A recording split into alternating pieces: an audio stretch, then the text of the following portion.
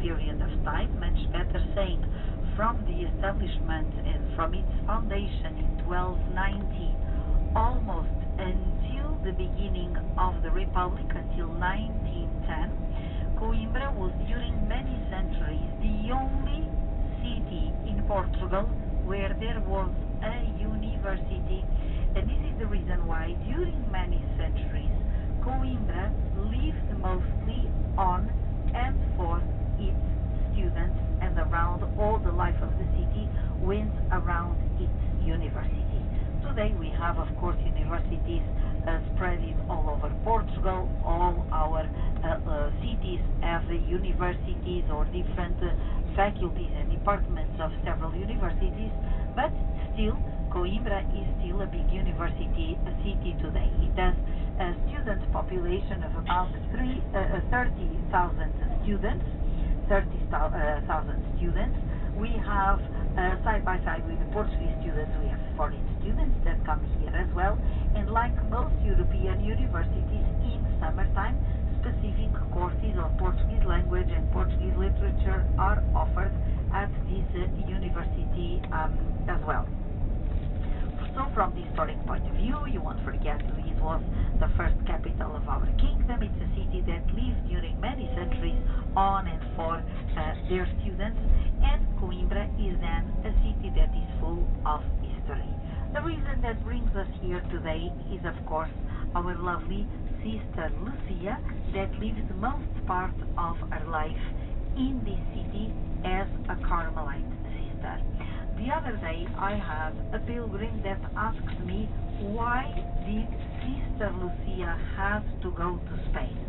The reason why Sister Lucia had to go to Spain to join the order of Saint Dorothy has to do with the fact that if you remember, when we were in Valinhos at the site of the fourth apparition of Our Lady, I told you that when Our Lady appeared in Portugal in 1917, not only a good part of the world was living the very dark days of World War I, but aside from that, in the case of Portugal, the Portuguese Catholic Church was living a very hard period of time because there was an enormous conflict in between the state and the church.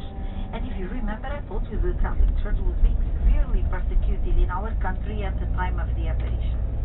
And one of the things that happened is that we had the extinction of religious orders, and in the case of the convents were forbidden to receive novices.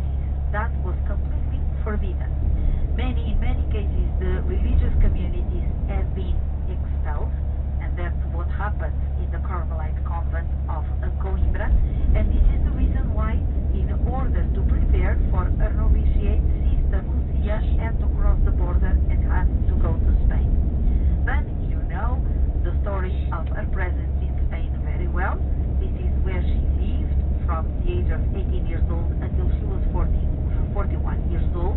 When Lucia was 41 years old, because in the meantime she grew up in age, she matured in her faith, and our Lord, through the intercession of the Blessed Mother, certainly gave spiritual direction to Sister Lucia, and there was a point in her life when her heart had this immense desire for a cloister life.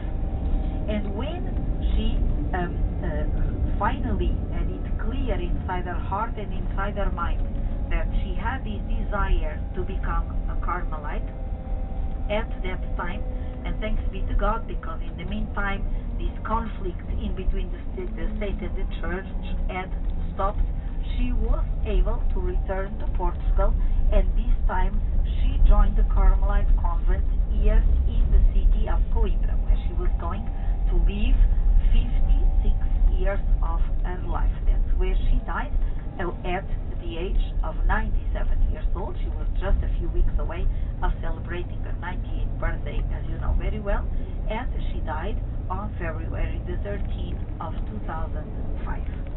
The Carmelite convent of Coimbra, where Sister Lucia lived and where she died, wears the title of Carmelo of Teresa of Avila is dedicated to Santa Teresa de Avila, and the Carmelite convent of Coimbra is the seventh Carmelite foundation in Portugal.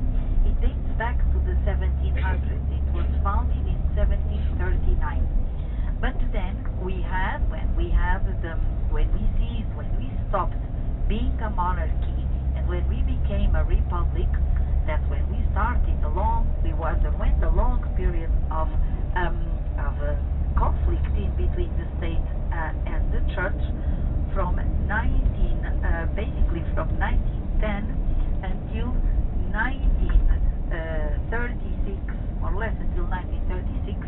The convent, the sisters had been expelled from the convent. A lot of them searched for shelter in Spain, and in the meantime the convent was going to be changed into military barracks. We had soldiers living here in the convent of Coimbra.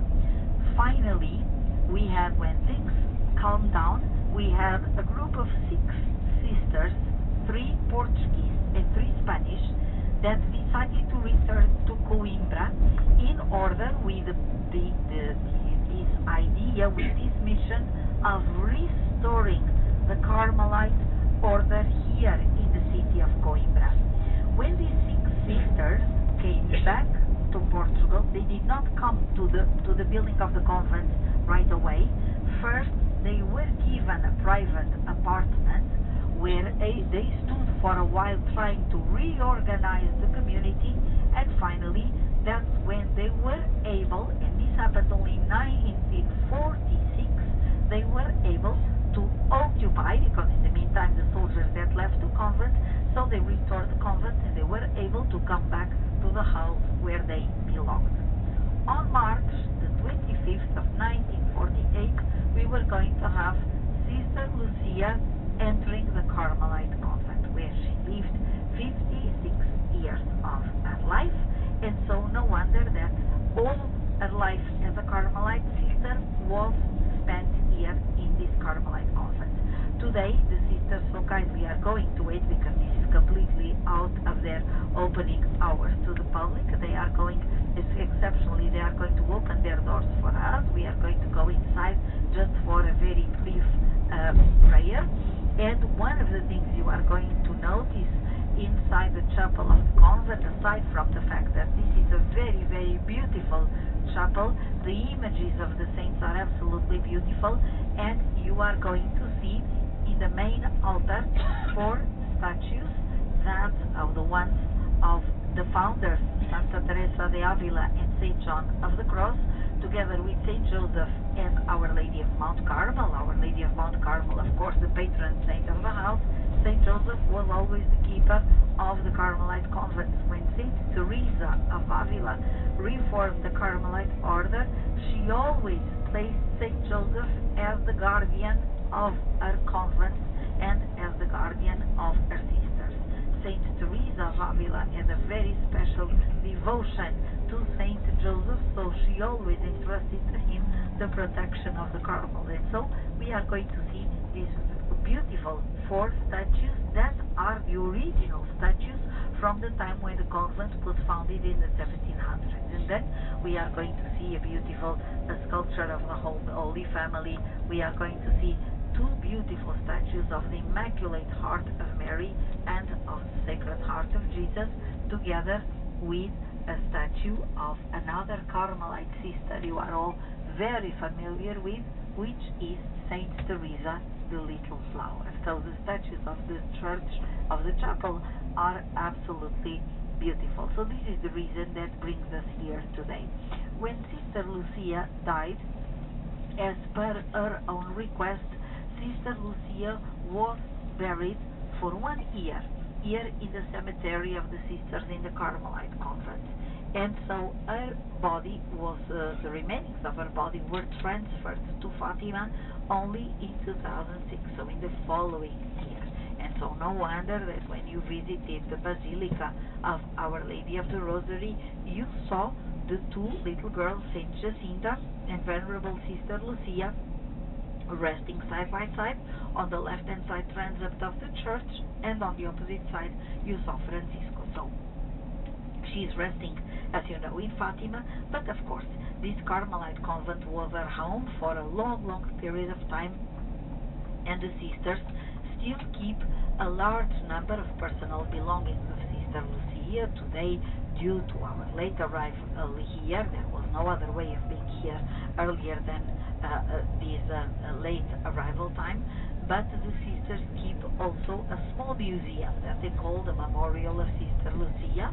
For another time, you may come to Portugal, and if you visit Coimbra, you can certainly visit the memorial to Sister Lucia. It's like a small, they call it Memorial of Sister Lucia, but it's like a small museum, inside of which we see memorabilia, and we see a lot of personal belongings of Sister Lucia. Sister Lucia had a long life, of course. She wrote a lot, but she also received letters from all over the world.